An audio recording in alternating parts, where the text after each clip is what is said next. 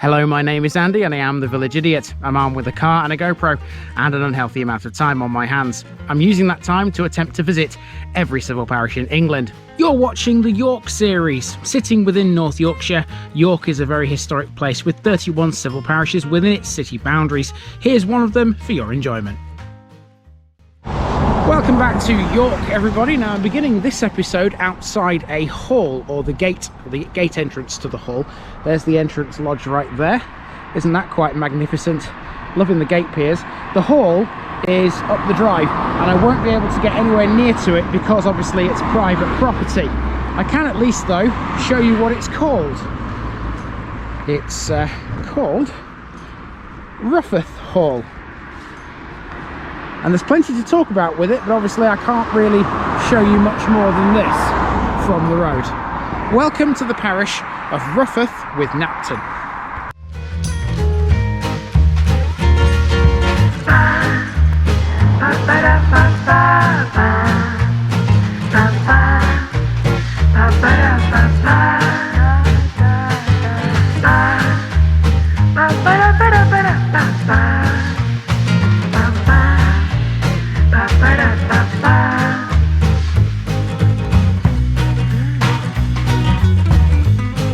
Here's my disclaimer for people who may be watching me for the first time. I say things as I would in my native accent and dialect. As a result, I may not pronounce things in the same way as the locals do. Remember, I'm a visitor. It's impossible to know everything. Leave me a comment, spin me a like and bash that subscribe button. Let's get to today's parish video. Rufforth with Knapton is a large rural parish which lies to the west of York, about 4 miles away from the city centre. It consists of the village of Rufforth and the hamlet of Knapton. Both Rufforth and Knapton were historically parishes within the West Riding of Yorkshire. In 1988, Knapton was absorbed by Rufforth and the two became what we know today. It was then transferred to the city of York in 1996 from the borough of Harrogate. Dating as far back as Saxon times, these were traditional farming communities. Rufforth had as many as 7 farms during the 1970s. Only 2 remain now, and it's become a dormitory village for commuters in the nearby cities of York, Harrogate and Leeds. It retains a few amenities, including a cafe which is housed inside an old school. There's also a modern day school, a fabulous church, and even a local car boot sale site. In terms of landmarks, Rufforth's largest and most historic would be the former RAF Rufforth to the south of the village, from which Halifax bombers were flown during World War II. One of the most famous people to have lived in the village is the British actor Mark Addy, who played Dave Horsfall in the classic 1997 film The Full Monty, set in Sheffield. Fun one this, lots to talk about. Without further ado, let's go.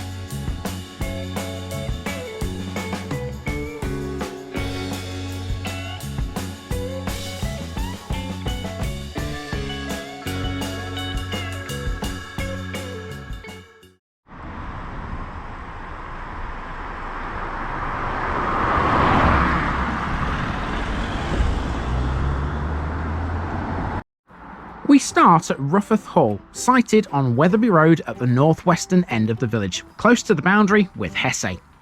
The hall, although not in shot here, is a large plain brick house built in 1860 and was once used by a local York insurance company as a sports venue for its employees. The gate lodge is pretty impressive, but believe it or not, neither it nor the hall itself are listed buildings. There are only 4 of those in total in Rufforth village. Literally yards up the road is Rufforth Park, where you'll find the Rufforth Auto Jumble, a family-run business which has been established for over 30 years. The Auto Jumble takes place every first Saturday of the month all year round and is open to the public from 8 AM. It has a total of 350 pitches and can accommodate for up to 3,000 visitors. It's all mod cons as well. It features a 5-star cafe, disabled parking and a large toilet block.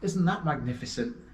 The thing is, when you walk into a church, you never know what you're going to find on the walls and around, and you have to learn to look up because, you know, at times things are above head height, and that is certainly something that you wouldn't see unless you looked up coming out of the church. There's another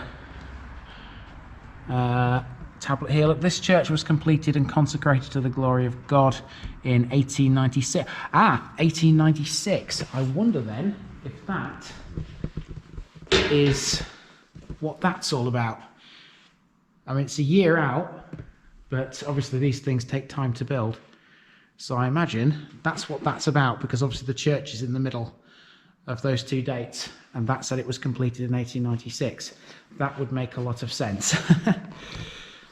Okay, time to move on, I think, and see what else we've got in the parish of Rufforth with Knapton.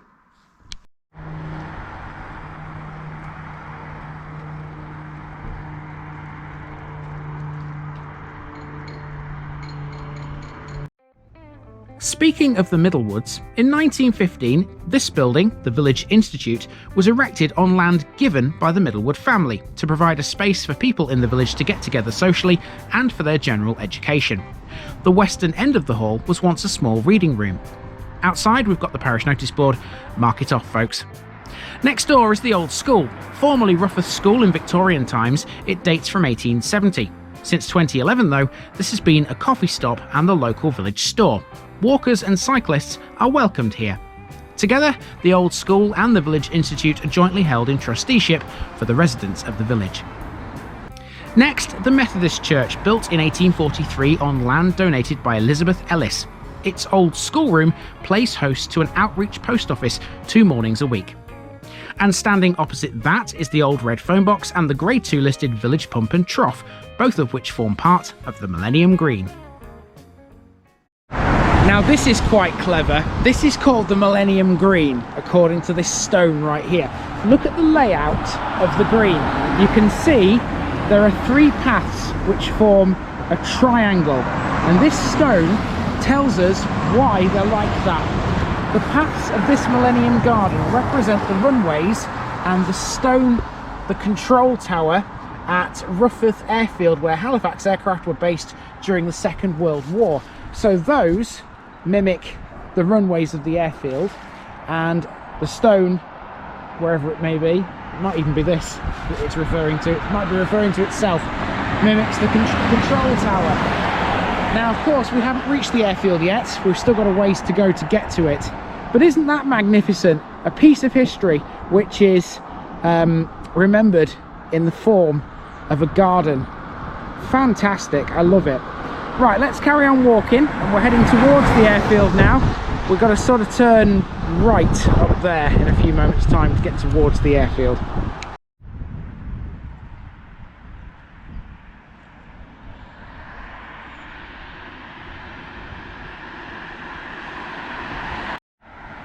On the way to the airfield, we pass a pub called the Tankard. Rufforth once had another one called the Buck Inn, which was converted into houses in the late 1990s. Virtually opposite, there's a small green where there's a notable pillar box. That's because it bears the cipher of George VI. You can access the former RAF Rufforth via Southfield Lane, where a public footpath runs onto and along the left-hand side of one of the former runways. The airfield was officially opened in 1942, with number 158 Squadron becoming the first squadron to arrive from RAF Eastmoor with Halifax bombers. The squadron was used for long-range bombing missions to Italy, and Genoa was a frequent target.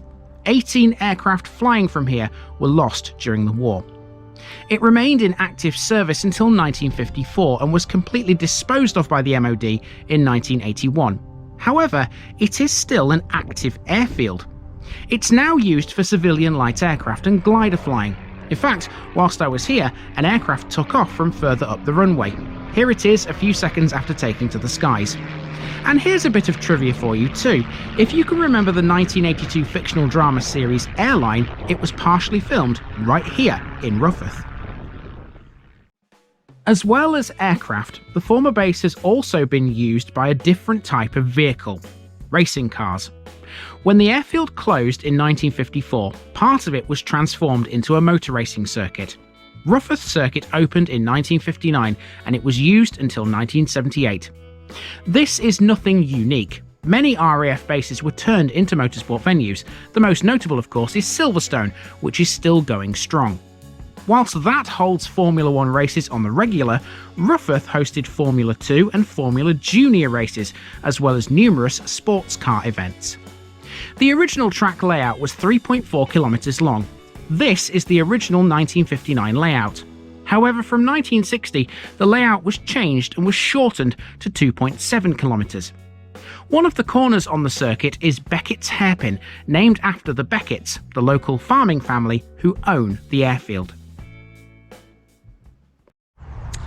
Okay, our next section takes us across Rufforth Sports Field, which is just right next to the end of the runway. There's the runway just there, and this path goes, well, it goes down the side of the sports field, but there's absolutely no reason why I can't walk across here towards the pavilion sports area over there. So we're going to cut across this and then head back to the road.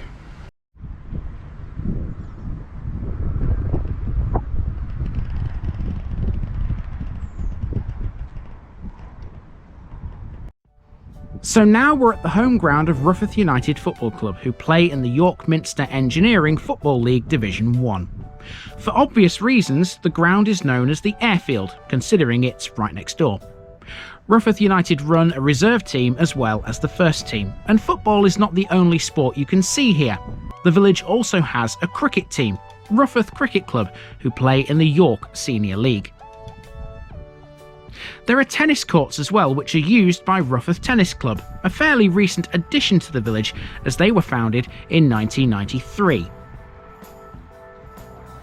The sports area also has a small playground as well, sited next to the cricket pavilion. And while we're on the subject of the younger ones, football is also played here by them too.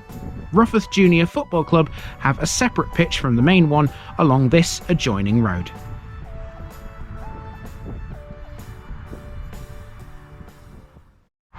Okay, so now we've hit the road again, and here I'm stood next to a little industrial estate called Rufforth Estates. I'm not going to go any further than this because there's a big sign behind that hedge that says private property.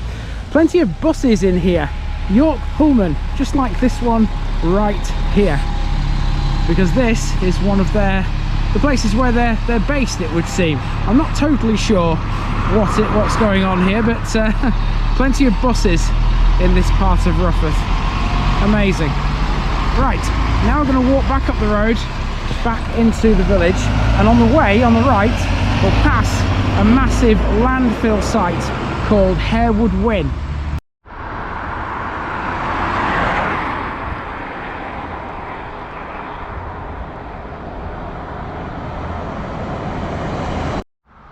It turns out this small industrial estate is the base of the York Pullman Bus Company. I'm not going to dwell too much on them here, we'll see plenty of them around York. Instead, let's talk about Harewood Wyn. This opened in the 1980s and it can handle a massive 320,000 tonnes of waste per year and will eventually be turned into a wildflower meadow. It accepts waste from all over North Yorkshire. The bin lorry in Shot Now, for example, is one of those used by Selby District Council.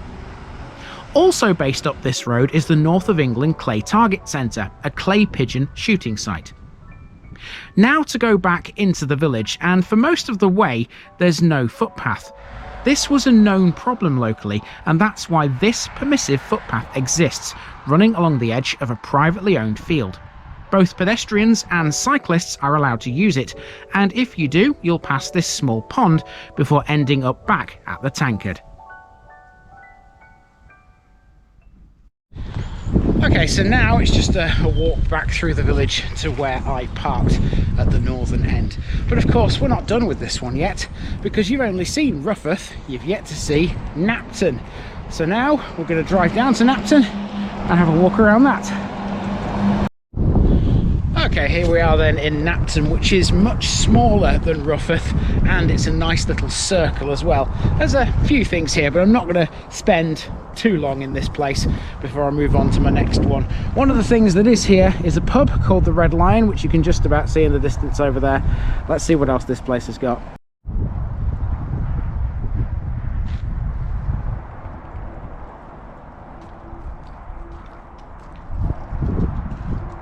Knapton has a single principal street, Main Street, which runs parallel to Back Lane, forming a neat little circuit.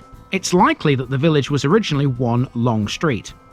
It has a local pub, the Red Lion, which is described by the Parish Council's website as a quintessential English bistro. Knapton used to have a chapel, a tithe barn and a blacksmith's forge, but these have all gone. It does have an 18th century pinfold though, restored in 1992 by Bishop Burton College. On Back Lane you'll find Foxgloves, an equine livery and stables, and next to this is the brand new York Dog Park. This was completed in 2021 and it's a 1-acre private dog walking field surrounded by a 6-foot deer fence and rabbit netting. It even has a full agility course. And that's Knapton, folks. A survey in 2005 found that there were 96 houses here. That's 96 families who were lucky to have such a peaceful place to live.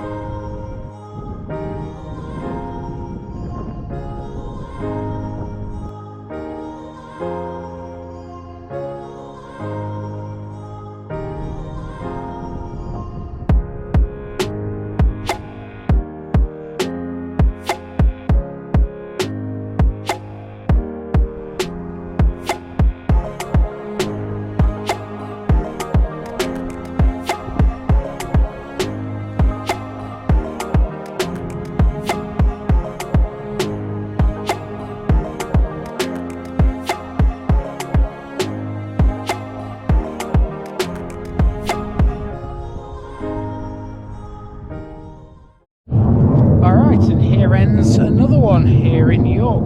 That's 5 down now and 26 to go. Hope you've enjoyed this one. It was quite difficult. Rufforth's not the easiest place to walk around. Knapton's much easier. Very simple circular walk around this little place. Quite like it. Quite like this one actually. It's nice and quiet, just on the outskirts of the city. Okay, time for me to head to the south now, back down this road here towards my next one, which is on the boundary with the A64. If you could work out what that is, then great. If not, you'll find out next week. I've been Andy, also known as the Village Idiot. This has been the parish of Rufforth with Knapton, and I'm out.